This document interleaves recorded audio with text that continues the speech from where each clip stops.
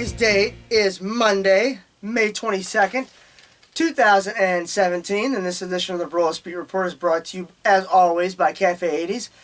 If you like 80s music, you really need to check out Cafe 80s, and there's 3 ways that you can do that. The first being you can go to their actual website at thecafe80s.net.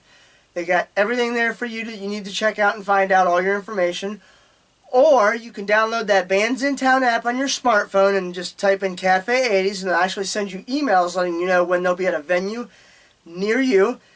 And you can follow them on Facebook and like that page as well by simply by typing in the Cafe 80s. Now, Cafe 80s will be at the Big Dog in Ravenna Saturday, June 3rd, so that's not too far away. It's actually coming up really fast. So the sound check will start at 9, and then the band will start performing at 9:30.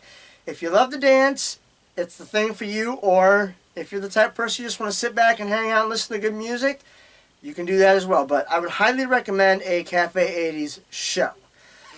Well, I had a lot of ways that I wanted to start off this edition of the Broulis Beat Report as it pertains to the Cavs.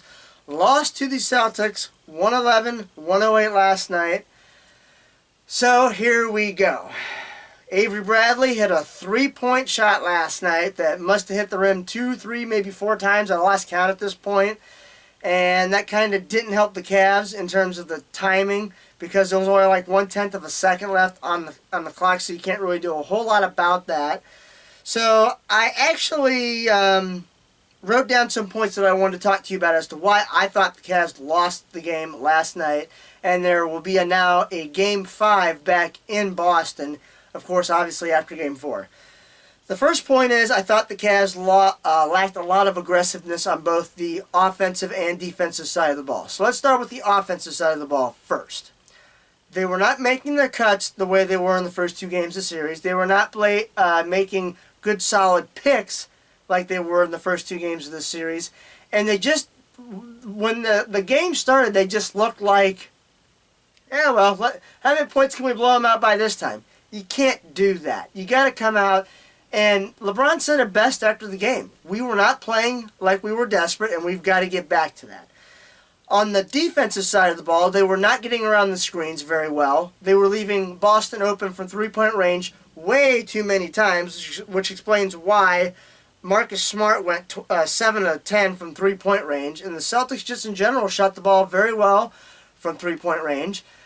And I thought they allowed way too much dribble penetration, which, again, that opens the door for open 3-point shooters because the defense has to collapse more than likely and leave shooters wide open. Well, that's what's going to happen.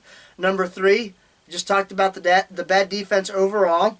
And the one thing that I always read when I'm watching a game, regardless of what the sport is, the Cavs' body language is terrible. Again, they acted like, we'll just roll the balls out. We're going to see, how much we can blow you out this time. Oh, by the way, we're on our court, so this should be a given.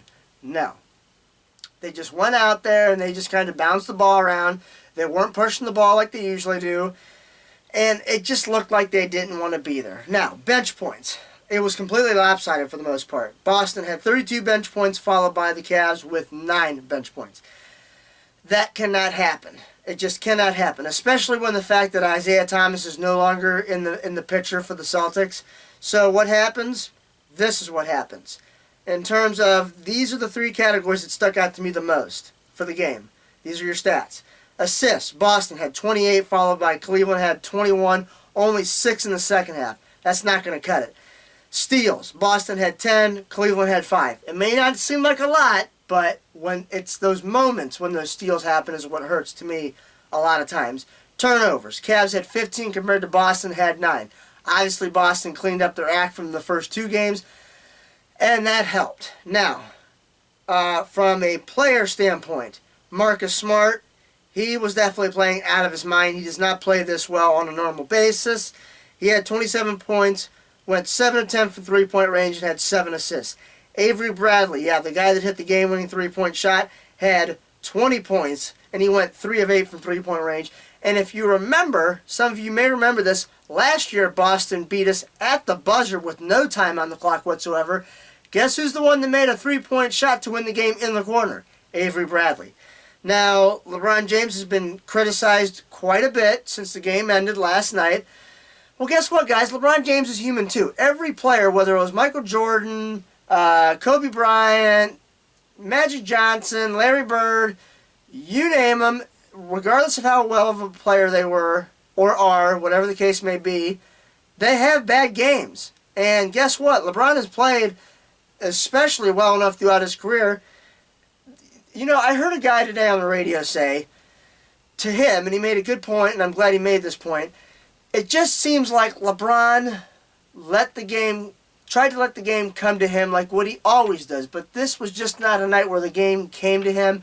And it almost seemed like he went back to that LeBron that he wanted to get his teammates involved first, and then he would get his. And it just did not work last night.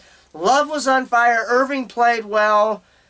Even J.R. Smith played well. But LeBron, 11 points, 6 assists, 6 turnovers.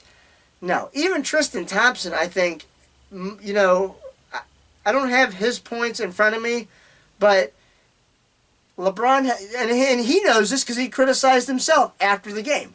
He said, I've got to be better when it comes to being aggressive on the floor, and I've got to attack the rim more often. He knows what he's got to do. He doesn't need anybody outside of that arena to tell him what he should and shouldn't be doing.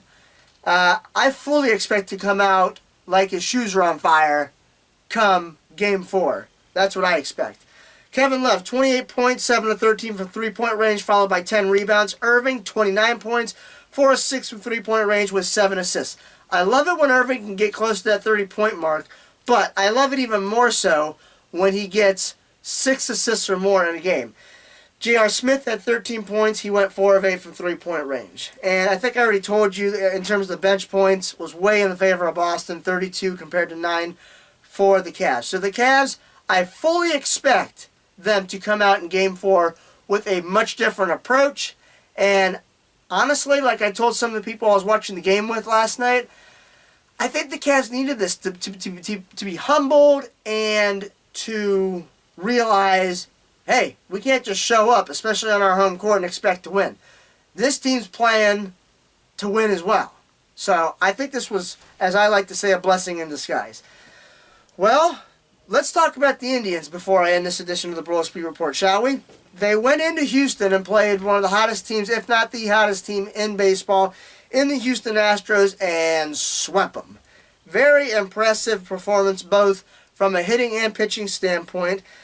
Now, they will have a 4-game series with the Cincinnati Reds, both down in Cincinnati in the first 2 games, and then in Cleveland the last 2 games.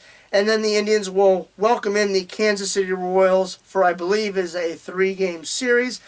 I want to talk about a couple of things here first. The hitting has improved. Yan Gomes is hitting much better.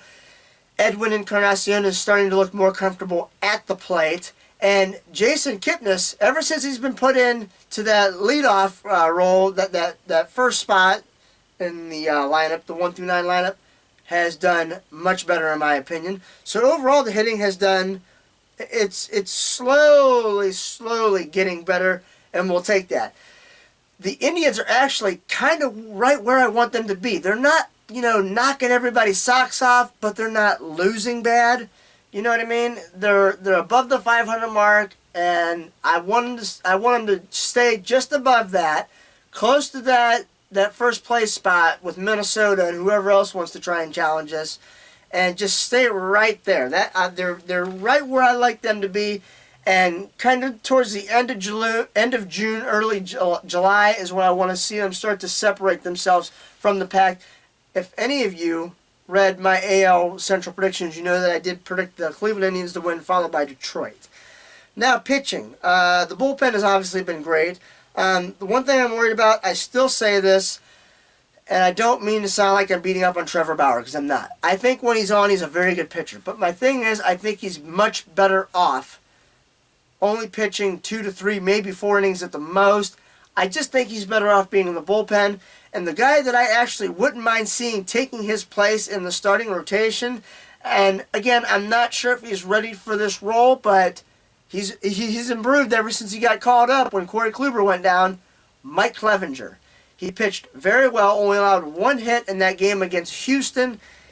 He's pitched very well, and I think he deserves a chance to fill that 5th spot in the starting rotation, maybe even that 4th spot. And I say 4th spot because of this. Josh Tomlin, while I love the fact that he attacks the strike zone, I think that's one of his problems in a way, is that the hitters know that he loves to attack the strike zone, and they know that they can probably swing at the first pitch, and they'll get a good pitch to hit because he likes to stay in the zone. And he just leaves the ball over the plate in the zone a little too much. I think what Mickey Callaway, the pitching coach for the Cleveland Indians, is trying to get him to do is to maybe paint the outside corner a little bit more often, depending on which side of the ball plate the hitter is. Maybe jam the hitter a little bit more. Maybe get the ball up in the zone a little bit more. Things like that. So that's it from a pitching standpoint. And Danny Salazar, I know he has not had the best of starts this year, but I think the last game against Houston, I can't remember his stats off the top of my head, but I know he avoided an absolutely monstrous inning compared to what he's been doing. And I think his walks were down, so I was at work following the game. I was doing my best. So I think that has done, I think the pitching will be okay. They just, as the season goes on, they'll get to where they need to be. Now, let me update you guys on all the standings in case you really haven't. We're going to start out in the American League, obviously. Now, over in the East, the Yankees are in first place, followed by the Orioles, the Red Sox, Tampa Bay, and Toronto. Here in the Central, you have Minnesota in first place, followed by the Indians, the Tigers, the White Sox, and the Kansas City Royals, who come in later this week for a series against the Cleveland Indians in Cleveland. Out west, the Houston Astros hold a record of 29-15, followed by Texas, the Angels, the Athletics, and Seattle in last place. And in the National League over in the East, Washington is in first place, followed by the Braves, the Mets, the Phillies, and the Marlins. In the Central, Milwaukee is in first place, followed by the Cardinals, the Cubs, the Cincinnati Reds, and the Pittsburgh Pirates. And out west, the Colorado Rockies still maintain first place, followed by Arizona, the Dodgers, the San Francisco Giants, and the San Diego Padres. No surprise there. Well, that does it for this edition of the Broulis Beat Report. I did want to encourage all of you to continue to check on fandom.com for any of my latest articles. I know I got to do a better job of getting out at least one a week. Also, before I end, I wanted to let everybody know that I kind of started somewhat of a part-time job, so to speak. I am a official Beachbody coach. I am involved with the team, and if those of you that don't know what Beachbody is, some of you may be familiar with the P90X series, the Insanity, with Tony Horton. And the Sean T, who does the hip hop abs and all the the dancing classes and things like that. Well, I have decided to pretty much join up with them. So if you are interested by any means necessary to living a healthier lifestyle, maybe getting involved with fitness and in health, please do not hesitate to get a hold of me, whether it's leaving me your information on the fandom site, getting in touch with me on Twitter. My Twitter handle is @mbroulis. That's N as in Nancy, B as in boy, ROULIS. Get in touch with me. Let me know if you're interested and I can help you out. You can always head to beachbody.com or teambeachbody.com and check out more information there if you would like it. Well, that does it for this edition of the Broulis Beat Report. My name is Nick Broulis, and as always, thank you for joining me. Have a good one, everybody.